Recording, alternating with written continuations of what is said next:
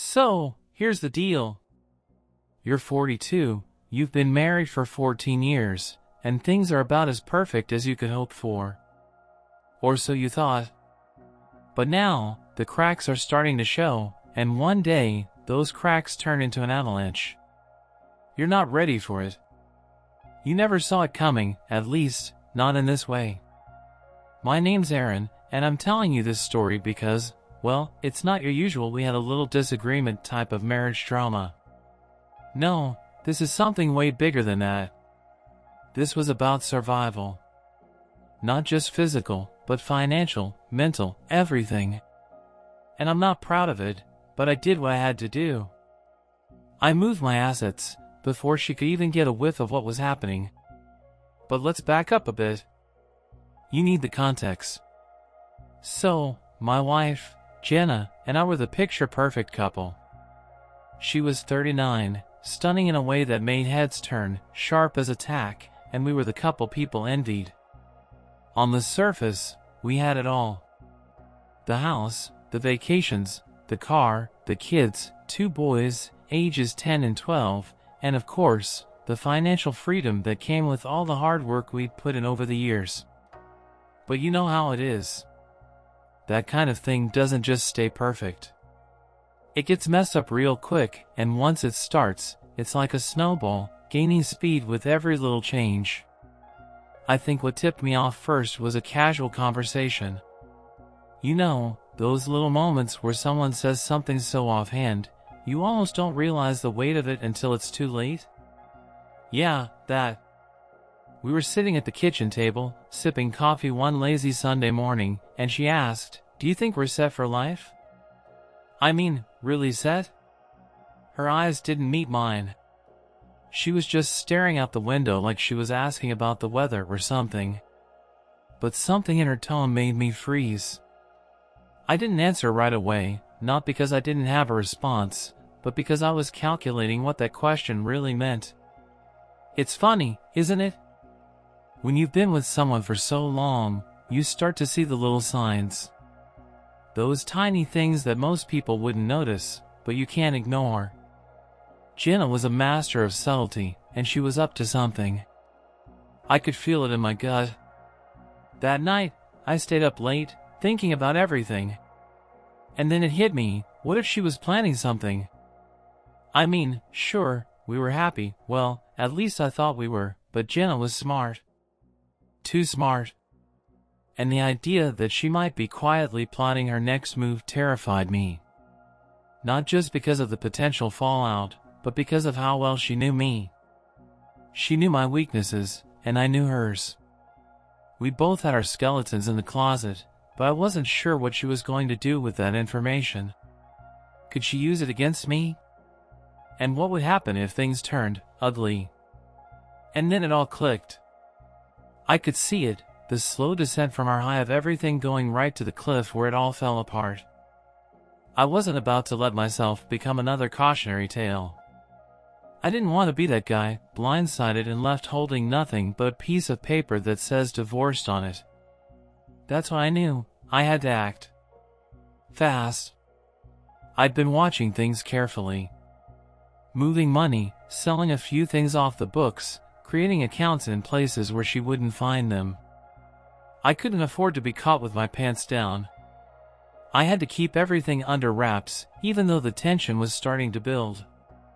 It wasn't easy to hide this from Jenna. She was sharp, and she noticed everything, every small detail, every out-of-place receipt. There was this one moment, it was almost like she had caught on. She was in the kitchen, looking at the computer screen, and I could tell something was off. My heart was in my throat, pounding like a drum. I walked over casually, trying to act normal. "What's up?" I asked. She didn't even glance at me. "Oh, nothing. Just wondering where you'd put the account passwords again. I need to check something." I swear to God, my blood froze. In that moment, I thought for sure I was done. She had that look in her eye, the one that says, "I'm one question away from tearing your world apart." But the truth was, I'd been smarter than that. I'd made sure she wouldn't find a thing. The accounts were locked, the assets were moved, and I was ready. But Jenna, she still didn't know the storm was coming for her. Now, I don't know about you, but the idea of playing this kind of game, this psychological chess, was messing with my head. It wasn't just about the money or the house anymore. It was about my entire future. I had been riding on the edge for weeks, thinking I could keep everything under control. But the deeper I went, the more it felt like I was slowly sinking into quicksand, and no matter how hard I fought, I wasn't sure if I could get out. One night, everything changed. Jenna had been distant, more distant than usual. And at first, I chalked it up to her usual stress from work. She had a high-powered job, and I figured maybe she was just burned out. But the way she started acting, the way she would look at me like she was trying to figure out some big secret, made me second-guess myself. Something wasn't right. That night, she asked me if I'd be willing to sit down and talk. You know that moment when someone says that, and it's like every bone in your body tenses up? The air around you thickens, and your heart starts to hammer in your chest? Yeah. That was it. I knew what was coming. I tried to play it cool, acting like everything was fine. But I felt the sweat creeping up under my collar. She wanted answers, and I wasn't ready to give her any. We sat in the living room, her eyes scanning me with that calculating look. I felt like a deer in headlights. She crossed her legs, leaned forward, and said something that, in retrospect, should have made me run for the hills. "Do you trust me, Aaron?" That question. It hit me like a ton of bricks. The way she said it, the way her voice dropped just a little too low, made it clear that this wasn't about some casual conversation. She wasn't asking if I trusted her with the remote or the groceries. No, this was a power move. I opened my mouth to respond, but I was frozen. Couldn't find the words. The truth is, I had no idea how to answer that. Trust, in a marriage, is a fragile thing. One wrong word, one slip up, and everything comes crumbling down. I could feel my palms getting sweaty, my heart beating harder, but I kept my voice steady. "Of course, I trust you." She didn't buy it. She was too smart for that. "I need to ask you something, Aaron, and I need you to be honest with me. Are you hiding anything from me? I mean, financially, are we good? Because I've been looking at some stuff, and there are some inconsistencies. And you know, that doesn't sit well with me." Shit. My stomach turned. She had already started digging around. I could tell by the way she said inconsistencies, it wasn't a casual suspicion anymore. It was a full-on investigation.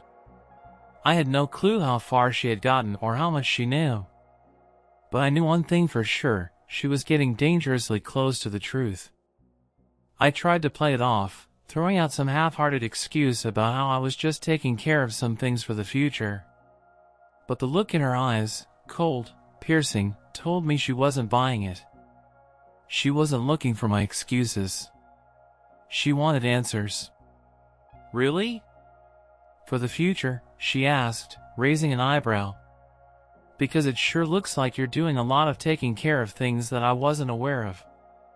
There it was. The crack in my armor. She had caught me.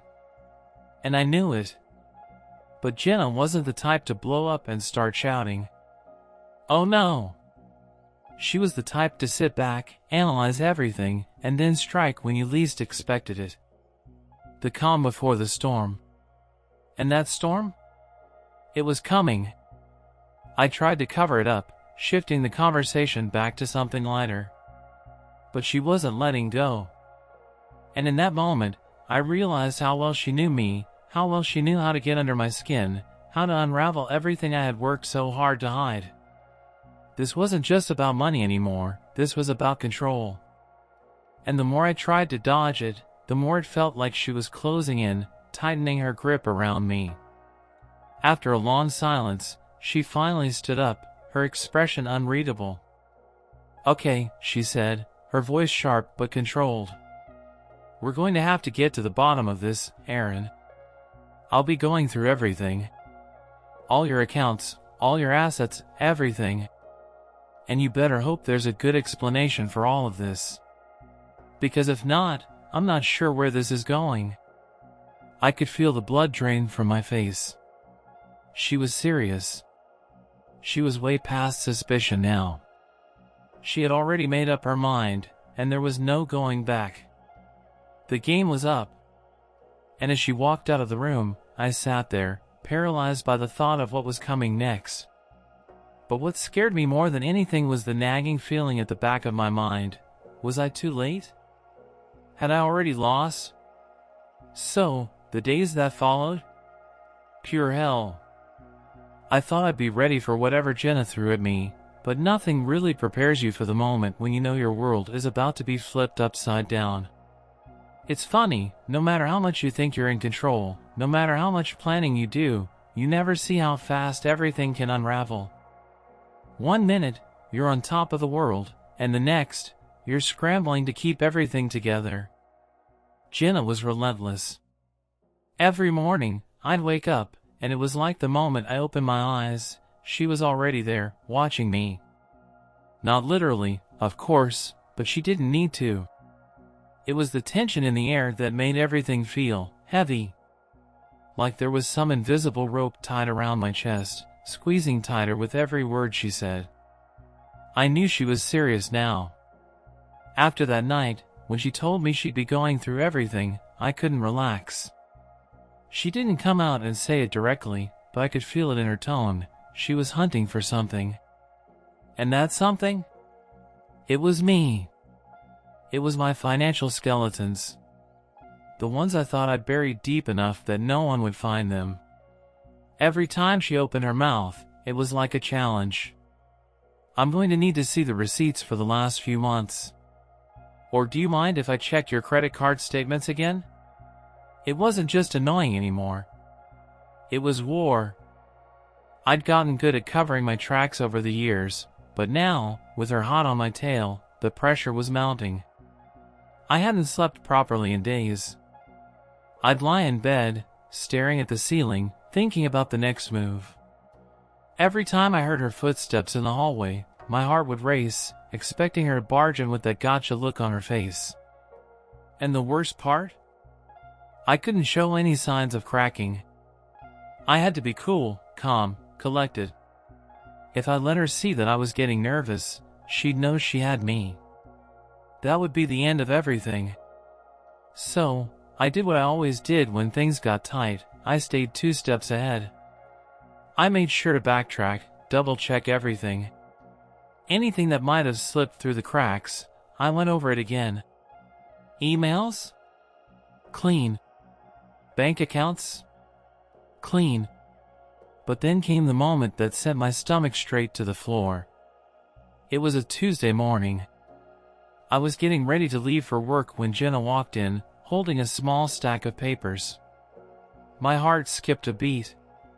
She didn't even look at me, her eyes were glued to the papers in her hand. My mind started spinning, calculating, trying to piece together what she had found. I tried to act like I hadn't noticed, but the tension in my jaw was like a ticking clock. She set the papers down on the kitchen counter and finally looked up. "Do you recognize these, Aaron?" she asked, her voice calm. Too calm. It made me uneasy. I glanced at the papers, just a quick glance, but it was enough. Those were bank statements I thought were long gone. I had moved money around to hide it from her, kept everything off the radar, but somehow, she'd found them. My breath caught in my throat. "What are those?" I asked, trying to sound casual. Too casual, but I couldn't help it. The panic was rising. "Oh, just some of the transactions you've been making recently," she said. Her eyes never left mine. "I'm sure there's a reasonable explanation for this, right?" And there it was. That question. The one I didn't want to answer. I could feel the walls closing in. She had every detail, every piece of the puzzle in her hands. And there was nowhere to run. I scrambled to think of something, anything, that would explain away what she was seeing. But nothing came. No excuse sounded right. And every time I opened my mouth, it felt like I was digging myself deeper into a hole. Jenna wasn't the type to panic or explode, though. No. She was too composed for that. She just let the silence stretch on between us. And the silence? It was deafening. It was the kind of silence that made every second feel like an hour. The kind that made you question everything you thought you knew about yourself. About your marriage. Finally, she broke the silence. "I'm not stupid, Aaron," she said, her voice low but firm. "I know what you're doing. And I want to know why." That's why I realized she knew. She had put everything together. She wasn't just looking at the pieces anymore. She was connecting them. I had been so careful, so meticulous, but there was no way to keep the truth from her now. She had me. I had only one option left. I had to play my final card. The one card I'd been holding onto for months, just in case. The one card I was terrified to play. But before I could even get the words out, she cut me off. "This isn't just about money, is it? It's about something else. Something deeper. And I'm not leaving until you tell me what's really going on, Aaron. All of it." My mind raced. I couldn't do this. Not now. Not like this. But the longer I stayed silent, the tighter her grip got.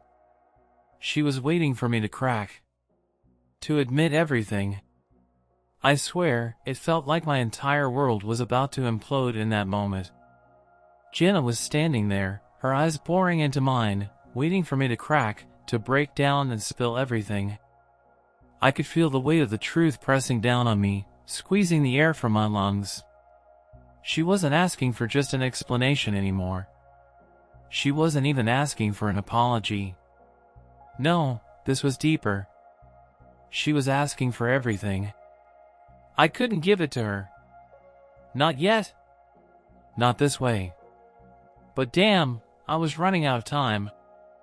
I could see it in her face. She knew I was holding back.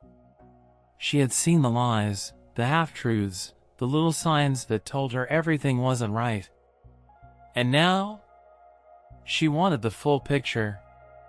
Every single piece of the puzzle. Her voice dropped to a whisper, almost like she was daring me to say something.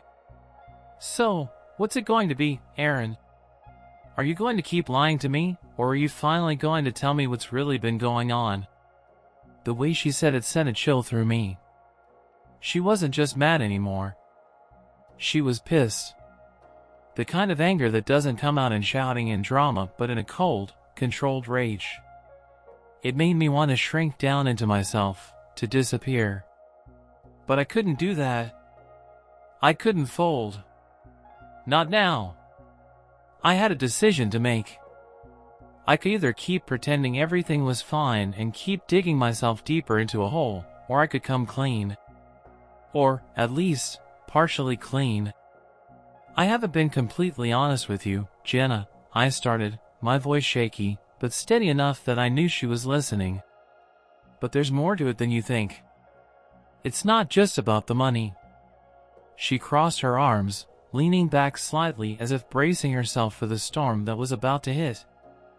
"I'm listening." The silence was deafening. I swallowed hard, trying to push down the fear that was bubbling up in my chest. "Look, I've been moving money around for months." "Yeah. But not for the reasons you think." I paused, watching her carefully, trying to gauge her reaction. "It's not about getting away from you or hiding stuff from you. It's about protecting myself." "You don't get it, Jenna. You don't see the bigger picture here." She narrowed her eyes, frustration creeping into her tone. "Protecting yourself from what, Aaron? What are you talking about?" I took a deep breath and let it out slowly. My whole body felt like it was about to snap. I wasn't ready for this, but it was happening whether I was prepared or not. Jenna, I've been in this marriage for 14 years. And it's been great, until it wasn't. I've watched things slowly shift between us, but I've kept quiet. I've gone along with it. But for months now, I've been seeing a side of you I didn't recognize. And honestly, I didn't know how far you were willing to go. She froze. Her face went pale, and I could see the anger rise, but something else, something deeper, flashed in her eyes. Was it fear? Regret? Guilt? She opened her mouth to speak, but I wasn't done. I had to get this out. I had to take control before she took it all away from me. Don't you see? You've been distant. Cold. And I felt it. The way you started pulling away, the way you stopped talking to me like we were partners. Like I was just here, doing my part, while you made your moves behind closed doors. Her breath hitched, and for a moment, I thought she was going to explode. But she didn't. Instead, she took a step closer to me, her eyes locked on mine with a mixture of confusion and something I couldn't quite place. What are you saying? Are you accusing me of something? I'm not accusing you of anything, I said quickly. I'm just telling you the truth. I moved my assets because I needed to. I don't trust you anymore, Jenna. I don't know who you are anymore. She recoiled as if I'd slapped her. The words hung in the air between us, thick and suffocating. And in that moment, everything I thought I knew about us, about our marriage, about trust, it all came crashing down. Jenna stood there, motionless, her lips pressed together in a tight line. For a split second, I thought she might break down. I thought she might fall apart and just let the tears come. But she didn't. No, instead, she took a step back, eyes still locked on me. You think I don't trust you? She said, her voice trembling, but she was trying to keep control. I could tell. You think I'm the one who's been hiding things from you? It was like she was looking right through me, digging deeper than I thought possible. And that's why I realized the reason this was so messy, the reason I felt like I was drowning, was because we'd both been playing games. Both of us. She had her secrets. I had mine. But she wasn't going to let me off the hook that easy. I think we need to figure out who's really been hiding the truth here, Aaron. And this time, I won't let you run. The challenge in her words hit me like a freight train. I thought I had control, that I had outsmarted her. But in that moment, I realized Jenna wasn't the same woman I'd married. She was someone else entirely. And now, we were both locked in this game, and neither one of us was willing to back down. The silence that followed was thick, unbearable. It was like the world had paused, just for a second, as if we were both waiting for the other to make the next move. My heart was pounding in my chest, the weight of everything hanging over us. Jenna was standing there, looking at me with that quiet intensity that only made things worse. I could tell she was processing everything. The betrayal. The lies. All the secrets we'd been holding from each other for so long. We were standing on the edge of a cliff, and I wasn't sure if either of us was ready to take the plunge. But then she broke the silence, her voice soft but edged with steel. You're really going to stand there and tell me that you don't trust me, Aaron? She asked, her words laced with disbelief. It stung in a way I didn't expect. But I couldn't take it back now. There was no undoing what I'd done. Yeah, I said, feeling the weight of the words settle like rocks in my stomach. I don't. Not anymore. It felt like I was stabbing both of us in the back, but the truth was, it was too late to pretend everything was fine. It was too late to go back to the way things were. I had already crossed that line. And now we both had to deal with the mess I had made. Jenna didn't say anything for a long time.